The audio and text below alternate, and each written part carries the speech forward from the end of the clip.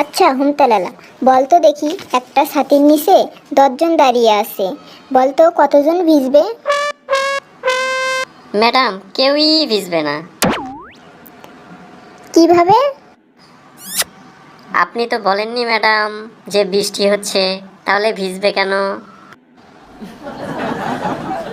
আচ্ছা হুমতালালা, বলতো মেয়েদের লজ্জা বেশি না ছেলেদের লজ্জা বেশি? ম্যাডাম, অবশ্যই ছেলেদের। কিভাবে? ম্যাডাম, সব ফিল্মে মেয়েরা হাফ প্যান্ট পরে, কিন্তু ছেলেরা ফুল প্যান্ট পরে।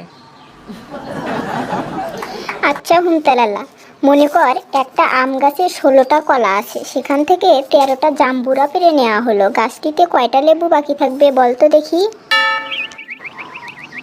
9টা হাতি থাকবে ম্যাডাম।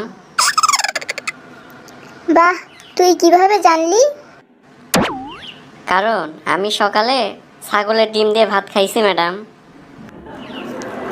বলতো হুমতালালা, তুই বড় না তোর বাপ বড়? আমি বড় ম্যাডাম। তুই কিভাবে? আমি এখন আর মায়ের সাথে ঘুমাই না, কিন্তু বাবা এখনো মায়ের সাথে ঘুমায় ম্যাডাম। আচ্ছা হুমতালালা, বলতো টাকা ও জ্ঞান এই দুইটার মধ্যে তুই কোনটা চাস? ম্যাডাম, আমি টাকা চাই।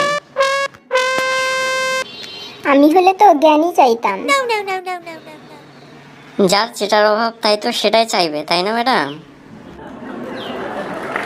তুই বড় হয়ে কি করবি হুমতালালা? ম্যাডাম, বিয়ে করব। না, আমি বুঝাতে চাচ্ছি মানে বড় হয়ে তুই কি হবি? ম্যাডাম, জামাই হব। Thank you. আরে আমি বলতে চাই তুই বড় হয়ে কি পেতে চাস? ম্যাডাম, বউ পেতে চাই। গাধা, তুই বড় হয়ে মা বাবার জন্য কি করবি? ম্যাডাম, বউ নিয়ে আসবো। গর্ধব একটা, তোর মা বাবা তোর কাছ থেকে কি চায়? নাতি নাতনি চাই ম্যাডাম। হায় খোদা, তোর জীবনের লক্ষ্য কি? বিয়ে করা ম্যাডাম। আচ্ছা হুমতালালা, তুই ইতিহাসে কাকে বেশি ঘৃণা করিস? ঈশ্বরচন্দ্র বিদ্যাসাগরকে ম্যাডাম। কেন, উনি তো একজন মহান ব্যক্তি ছিলেন। ছাই ছিলেন।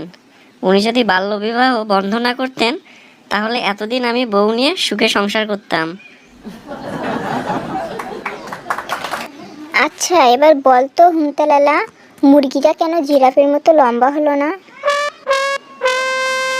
কারণ তাহলে ডিম মাটিতে পড়েই ফটাস করে ভেঙে যেত।